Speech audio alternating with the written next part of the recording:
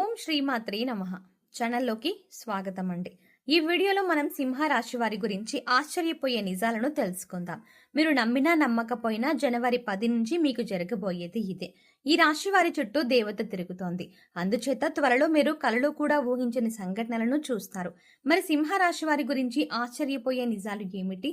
అలాగే మీ చుట్టూ ఏ దేవత తిరుగుతోంది? త్వరలో మీకు ఎటువంటి సంఘటనలు జరగనున్నాయి అనే అంశాలతో పాటుగా ఈ సమయంలో మీరు చేసుకోవాల్సిన దేవతారాధన అలాగే పాటించవలసిన పరిహారాల గురించి ఈ వీడియోలో వివరంగా తెలుసుకుందాం.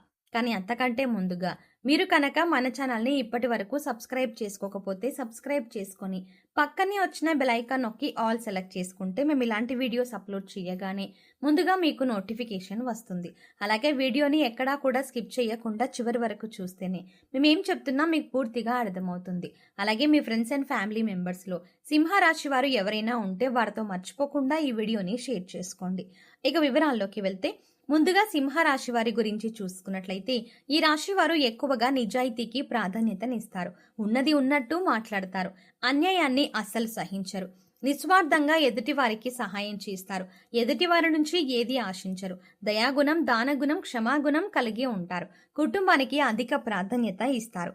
ఈ సమయంలో ఈ రాశి వారి జీవితంలో ఉన్నతిని పొందాలి అంటే మీరు అనుకున్న ఆలోచనని అమలు చేయాలి. మీరు అనుకున్న దానికన్నా కూడా కొంత మేరకు మీ ఆలోచనలను అమలు చేయడం వల్ల వృద్ధి చెందుతారు. మీకు అభివృద్ధి కూడా కనిపిస్తుంది. ఎంతో ఉన్నతంగా ఉండటానికి మీ కుటుంబ సభ్యులు కారణమవుతారు అనడంలో సందేహమే లేదు. వీటన్నింటికి కారణం మీకున్నటువంటి దైవబలం. ఈ రాశి వారి చుట్టూ దేవత తిరుగుతోంది. ఈ దేవత మిమ్మల్ని త్వరలో అనుగ్రహించబోతోంది.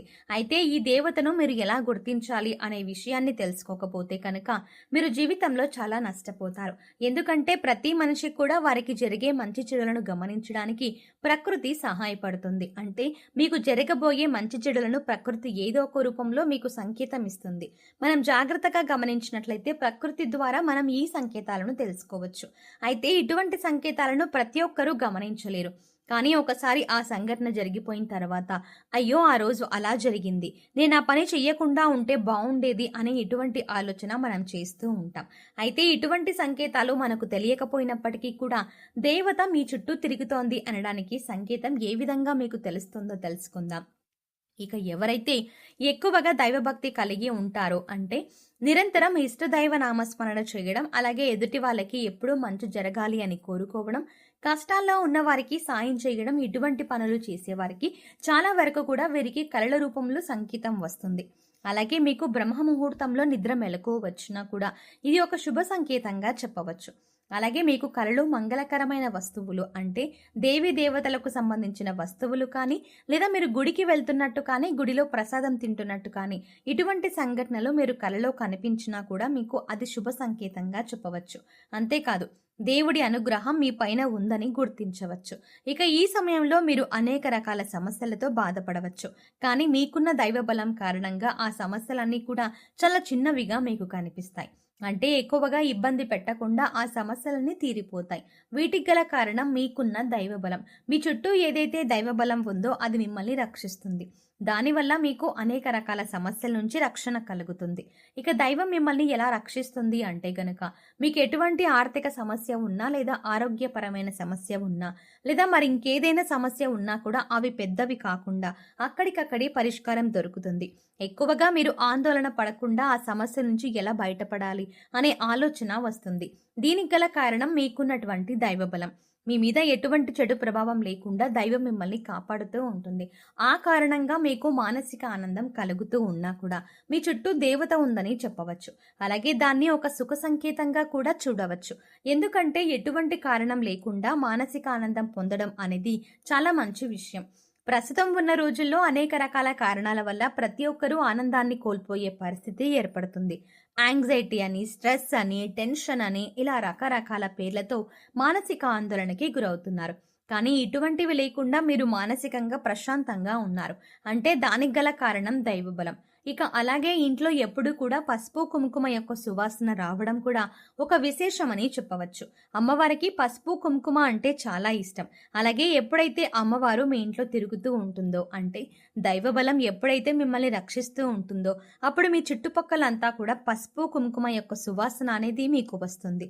అలాగే ఎటువంటి వస్తువులు అంటే సుగంధ ద్రవ్యాలు మీ చుట్టుపక్కల లేనప్పటికీ కూడా మీకు సువాసన రావడం అనేది జరుగుతుంది. ఎందుచేత అంటే సుగంధ ద్రవ్యాలు అంటే అమ్మవారికి చాలా ఇష్టం. దీన్ని బట్టి మీ చుట్టూ దేవత ఉందని గమనించవచ్చు. మరికొంతమందికి సిక్స్త్ సెన్స్ పని చేస్తూ ఉంటుంది. అంటే ఈ పని చెయ్యాలా వద్దా అనే ఆలోచన చేస్తున్నప్పుడు ఈ పని మంచిది, చేస్తే మంచి జరుగుతుంది అని, లేదంటే ఈ పని చేస్తే మీకు చెడు జరుగుతుంది అని మనతో ఎవరో చెప్పినట్టుగా అనిపిస్తుంది. ఇలా ఉన్నప్పుడు కొంతమందికి సిక్స్త్ సెన్స్ పని చేస్తుంది అని చెప్పవచ్చు. అయితే ఇలా అనిపించినప్పటికీ కూడా దైవం మీ వెంటే ఉండి మిమ్మల్ని రక్షిస్తుంది అనడానికి సంకేతం. ఈ విధంగా జరగబోయేది కొన్నిసార్లు మీకు ముందే తెలిసిపోతూ ఉంటుంది. ఇలాంటివి మీ జీవితంలో జరిగాయా అని ఒకసారి చెక్ చేసుకోండి. ఇక దేవత మిమ్మల్ని అనుగ్రహించడానికి ముఖ్యమైన కారణం మీ మంచితనం. ఇక ఎప్పుడైతే మీరు ఇతరులు బాధపడుతుంటే చూడలేక వారికి సహాయం చేస్తారో అప్పుడు దైవం సంతోషించి మీతోనే ఉంటుంది. ఇక అమ్మవారు ఎల్లప్పుడూ మీకు రక్షణగా ఉండాలి అంటే కనుక మీరు ఖచ్చితంగా మీ కులదైవం యొక్క ఆరాధన చేసి తీరాలి. మీ కులదైవం ఎవరో తెలుసుకొని మీ కులదైవానికి ముందుగా ప్రాధాన్యత ఇచ్చి పూజలు నిర్వహించండి. తర్వాత మీ ఇష్ట దైవారాధన చేసుకోండి. దీనివల్ల మీకు అనేక రకాలుగా జీవితంలో అభ్యున్నతి కలుగుతుంది. ఆర్థికంగా, ఆరోగ్యపరంగా, వృత్తి, ఉద్యోగ, వ్యాపార పరంగా, కుటుంబ పరంగా అనేక రకాల అంశాలలో మీరు ఉన్నతిని చూస్తారు. ఇక ఈ సమయంలో మీకు దేవత యొక్క అనుగ్రహం పూర్తిగా కలగాలి. మీ చుట్టూ తిరుగుతున్న దేవతని మీరు ప్రసన్నం చేసుకోవాలి అంటే కనుక మీకు ప్రతిరోజు దీపారాధన చేసి అమ్మవారి స్తోత్రాలు చదువుకోండి. ప్రతిరోజు ఉదయం సాయంత్రం కనకదార స్తోత్రం చదువుకున్నట్లయితే కనుక లక్ష్మీదేవి ప్రసన్నత కలిగి మిమ్మల్ని అనుగ్రహిస్తుంది. అలాగే గ్రహ దోషాలను తొలగించుకోవడానికి నవగ్రహ స్తోత్రాలను ప్రతిరోజు పఠించండి. స్తోత్రం పఠించడానికి వీలు కాని వారు వినడానికి ప్రయత్నించండి. ఇలా ప్రతిరోజు నవగ్రహ స్తోత్రాలు విన్నా కూడా మీకు ఎంతో మేలు జరుగుతుంది. ఈ విధంగా చేయడం వల్ల ఏంటంటే మీతో పాటు మీ కుటుంబ సభ్యులకు ఉన్నటువంటి నెగిటివిటీ ఏదైతే ఉందో అదంతా తొలగిపోయి పాజిటివ్ వైబ్ని మీరు పొందగలుగుతారు. మీరు ఏదనుకుంటే అది మీ జీవితంలో ఉన్నతంగా నిలవడానికి సహాయపడుతుంది. వీటన్నింటికంటే ముందు మీరు కులదైవానికి ప్రతినిత్యం మనస్ఫూర్తిగా నమస్కారం చేసుకుని వారానికి ఒకసారైనా సరే కులదైవానికి నివేదన సమర్పించండి.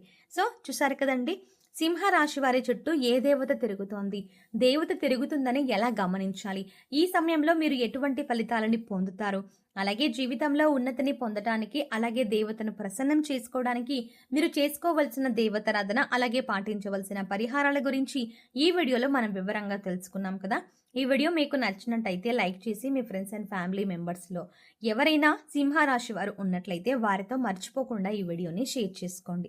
అలాగే ఇప్పటి వరకు మన ఛానల్ని కనుక సబ్స్క్రైబ్ చేసుకోకపోతే సబ్స్క్రైబ్ చేసుకొని పక్కనే ఉన్న బెల్ ఐకాన్ని క్లిక్ చేసి అందులో ఉన్న ఆల్ అప్డేట్ని సెలెక్ట్ చేసుకోండి. అలా ఆల్ అప్డేట్ని సెలెక్ట్ చేసుకోవడం ద్వారా మాత్రమే మేము చేసే ప్రతి వీడియో అప్డేట్స్ని మీ మొబైల్కి ముందుగా నోటిఫికేషన్గా అందుతుంది.